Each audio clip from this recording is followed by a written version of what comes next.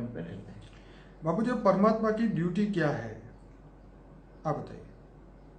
देखो, परमात्मा हमेशा निराकार पूर्ण ब्रह्म, हर ब्रह्मांड का पूर्ण ब्रह्म, वो रचना करता है। जैसे हर कोई कोई एक पावर है, तो वो परमात्मा है तो सोचेगा ना मैं कुछ करूं तो क्या करूं, मैं सर्जन करूं, क्या करूं, सर्जन करूं। तो उसने सबसे पहले विष्णु का सर्जन किया, पहले निराकारी से आकारी बने, आकारी से विष्णु का सर्जन किया, विष्णु के नाभि से ब्रह्मा ने, ब्रह्मा द्वारा सब परम पुरुष पैदा किए, सब ये सर्जन करता है। ब्रह्मा द्वारा सर्जन, विष्णु द्वारा पालना और शंकर द्वारा विनाश। और निराकार सारा पूरा ब्रह्मांड का रिकॉर्ड अपने पास रखता है। नीचे जैसे जैसे जैसे ये उसने पहला तय करता है कि ब्रह्मा के 100 साल ब्रह्मांड चलेगा, ठीक है।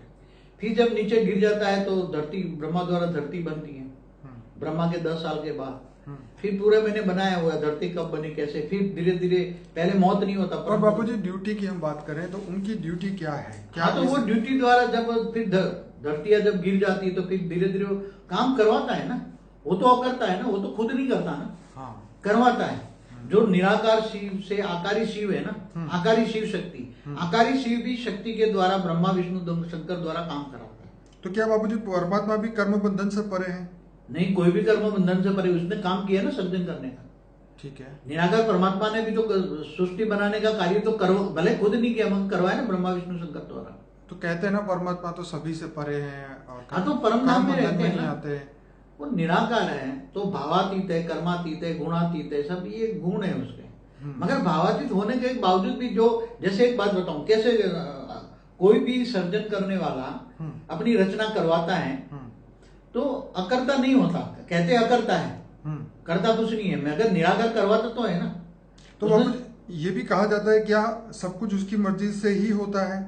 नहीं, जैसे यहाँ ब्रह्मा का जो ब्रह्मा द्वारा सर्जन कराता है, विष्णु द्वारा पालना और शंकर द्वारा विनाश करवाता है, ठीक है, वो भी आकारी शिव द्वारा। तो पहले तो उसकी मर्जी हुई ना क्रिएशन की, वो तो केवल एक बोला मैं सर्जन करूं, ठीक है, मैं सर्जन करूं, ये सर्जन का एक संकल्प, हल्का सा संकल्प चला, ठीक है। तो सर्जन करने का फिर वो करवाता है ना। तो सृष्टि पे हो रहे हर काम की जिम्मेदारी ब्रह्मा विष्णु शंकर की है? नहीं, ब्रह्मा विष्णु शंकर तो त्रिदेव हैं, पर वो परमात्मा नहीं है। पर परमात्मा ने ब्रह्मा से सर्जन करवाया, विष्णु ने पालना करने की जिम्मेवारी ली और शंकर जी ने आसुरी वृत्तियों का विनाश करने की बात कही। ये 3 जवाबदारी तो दी, लेकिन अब किसकी फ्री विल से? क्या अब वो 3 अपनी फ्री विल से धरती पे कोई भी बुरा काम करेंगे, हो रहा है, तो क्या परमात्मा आंखें बंद करके बैठेगा? ये 3 लोग कुछ करेंगे या नहीं? देखो, पहले तो धरती थी नहीं, ठीक, परम पुरुष थे, परम प्रकृति थे, अच्छी अच्छी, ठीक है। ब्रह्मा ने संकल्पों द्वारा सप्तर्षि जो बनाए वो बहुत, मतलब हमारे ब्रह्मांड को बने हुए ब्रह्म का 50 साल माना लगभग 1560 खरब साल हुए, अंदाजन 1600 खरब साल हुए। तो अब ब्रह्मा का पहला परात पूरा हो गया, दूसरा परात का 198 करोड़ साल हुआ। तो ये जब पावर, जब आत्माओं में पावर खत्म हो जाती है, जो सर्जन करते पावर खत्म हो जाती है ना, बिल्कुल, तो धीरे धीरे तो गिरना ही है ना, और एक से अनेक बन जाते हैं ना, एक से अनेक बने, एक से अनेक बने, एक से अनेक बनते, मल्टीपल बन जाते फिर तो पूरे कई लेयर्स बनते ऊपर, कई लेयरों में भी कई लेयर बन जाते, कई लेयरों में लेयर बन जाते, फिर धरती बनती, धरती से 7 पाताल लोक बनते, अतल वितल सुतल, फिर 55 करोड़ नर्क बनता है। तो जब अति हो जाता है तो वो विनाश करवाता है ना विष्णु, क्योंकि वो कल नहीं, वैसे सत्युग त्रेता द्वापर कलयुग 4 युग पूरा होने पर, 43,20,000 साल पूरा होने पर वो अर्ध प्रलय करवाता है ना, फिर प्रलय करवाता है। तो वो परमात्मा की मर्जी से हुआ या शंकर देव की मर्जी से हुआ? ये नीचे वालों की जिम्मेदारी होती है, तो वो अल्टीमेट तो वो सारा सब कुछ वो देखता रहता है ना। अच्छा, ओके। नहीं कहते परमात्मा ऊपर बैठा बैठा देखता है। हाँ, ये भी क्वेश्चन में है कि क्या परमात्मा वाकई ऊपर सब बैठ के देख रहा है?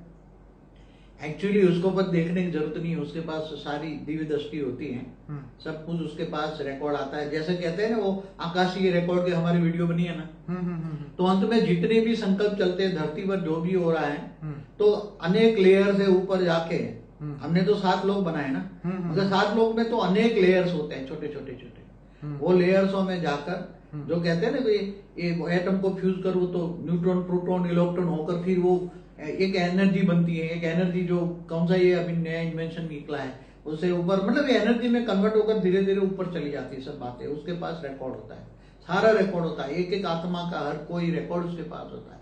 फिर जब उसको लगता है अर्थ प्रलय, प्रलय, कल्प प्रलय, फिर महाकल्प प्रलय में जब उसके पास पावर खत्म हो जाती है, उसके पास कचरा तो आएगा ना अल्टीमेट। जो रचना रचता है, जो रचयिता है, उसके पास नेगेटिविटी पर तो मनुष्य तो उनकी डायरेक्ट रचना नहीं हुई ना परमात्मा की। मनुष्य तो रचना की रचना की रचना की रचना है। हाँ, तो ब्रह्मा द्वारा जो परम पुरुष रचे उसके द्वारा रचना हुई, रचना रचना रचना रचना रचना रचना, कई रचना है उसको। बाबूजी, परमात्मा का सबसे प्रिय चीज क्या है? वो क्या चाहते हैं परमात्मा? परमात्मा देखो, हमेशा परमात्मा निराकार शिव के बारे में बोला है, शंकर के बारे में नहीं। समझ में आया? शंकर तो असुरों का देवता है, भूत प्रेतों का देवता है। क्या? ठीक है। शंकर कौन है? महादेव, हिमालय में रहता है, भूत प्रेतों का देवता है, असुरों का देवता है। और विष्णु देवताओं का देवता है। तो ये जो निराकार शिव के लिए कहा गया है वो सत्यम शिवम सुंदरम होता है। वो सत्यम भी है, मतलब सत्य है, शिवम भी है और सुंदरम भी है। समय आने पर वो पावर खत्म हो जाती है। तो एक मिनट थोड़ा रखना कि जब समय आने पर जब उसको लगता है कि अब बहुत दुनिया अब नहीं चल सकती, मेरे अंदर भी पावर नहीं है चलाने का, ठीक है, तब शिव सूर्य में प्रेस करके काल अग्नि पैदा करके पूरे ब्रह्मांड को जलाकर खत्म कर देता है। ऐसी तरह महाशिव की भी बात बताओ। महाशिव भी संकल्पों द्वारा अनंत कोटि अनंत अनंत शिव संकल्प मात्र से बना देता है। और शिव के द्वारा अनंत